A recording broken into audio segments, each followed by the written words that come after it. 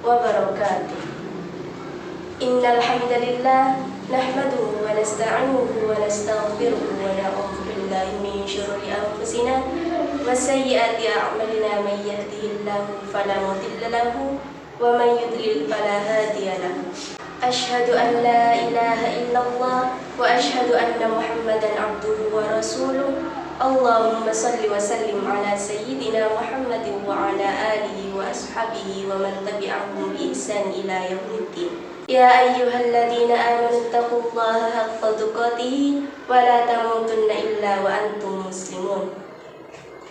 Hadirin yang dimuliakan Allah, pertama-tama marilah kita ucapkan puji syukur kehadirat Allah Subhanahu wa taala yang telah melimpahkan karunia, rahmat dan hidayahnya sehingga kita dapat berkumpul pada hari yang sangat bahagia ini.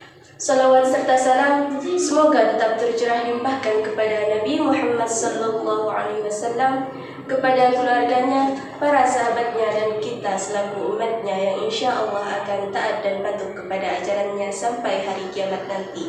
Amin ya rabbal alamin. Pada kesempatan yang berbahagia ini, saya akan menyampaikan tentang suri tauladan yang ada pada dalam diri Rasulullah SAW.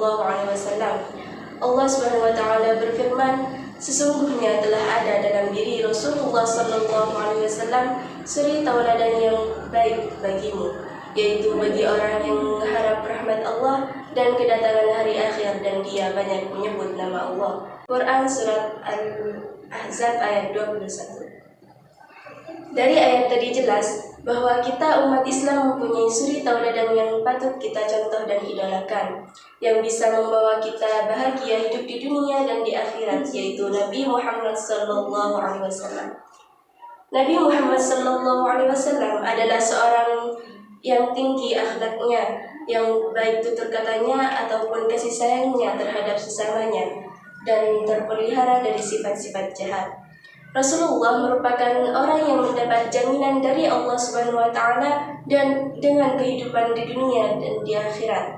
Maka dari itu, janganlah ragu dan bimbang untuk menjadikan beliau seorang figur, seseorang yang kita idolakan dan kita contoh dan kita tiru. Karena beliau merupakan seorang figur yang tiada duanya, sehingga Allah Subhanahu wa taala menguji akhlak beliau di dalam Al-Qur'anul Karim.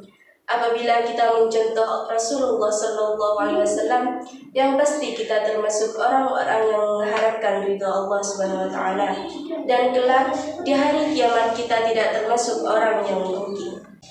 Hadirin yang dimuliakan Allah, kemudian di antara ajaran Nabi Muhammad SAW yang wajib kita anut adalah membina kehidupan di dunia dan di akhirat nanti. Rasulullah SAW bersabda, perbaikilah keadaan duniamu dan bekerjalah untuk akhiratmu seolah-olah engkau mati esok pagi. Dalam hadis lain, Rasulullah SAW bersabda, bekerjalah untuk duniamu seolah-olah engkau hidup selamanya, dan bekerjalah untuk akhiratmu seolah-olah engkau mati esok. Dari hadis tadi jelas bahwa kita umat Nabi Muhammad SAW harus bekerja dan berjuang untuk mendapatkan kebahagiaan hidup di dunia dan di akhirat. Kita tidak boleh mementingkan dunianya saja dan tidak mementingkan akhiratnya. Begitupun sebaliknya, kita tidak boleh mementingkan akhiratnya saja dan tidak mementingkan dunianya. Tetapi kita harus hidup bahagia di dunia dan di akhirat. Namun di zaman sekarang, banyak orang yang mementingkan dunianya saja tanpa mementingkan akhiratnya.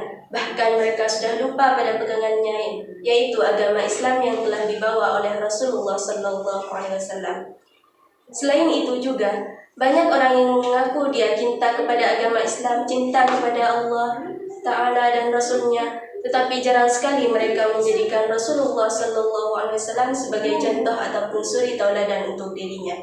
Padahal Allah Subhanahu wa taala berfirman dalam Al-Qur'an surat Ali Imran ayat 31, katakanlah jika kamu benar-benar mencintai Allah, ikutilah aku Muhammad SAW. Niscaya Allah akan mencintai kamu dan mengampuni dosa-dosa kamu, dan Allah Maha Pengasih lagi Maha Penyayang.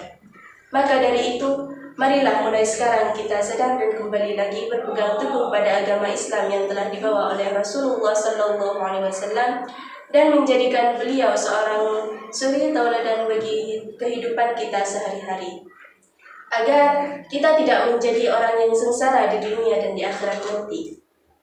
Selain itu, marilah kita tingkatkan keimanan dan ketakwaan kita kepada Allah Subhanahu wa taala serta mengikuti ajaran Rasulullah sallallahu alaihi wasallam dengan rasa tulus dan ikhlas semata-mata hanya mengharap ridha Allah Subhanahu wa taala. Semoga Allah akan mencintai kita dan mengampuni segala dosa-dosa kita, dan semoga kita termasuk umat Nabi Muhammad sallallahu alaihi wasallam, orang yang bahagia hidup di dunia dan di akhirat. Amin ya rabbal alamin.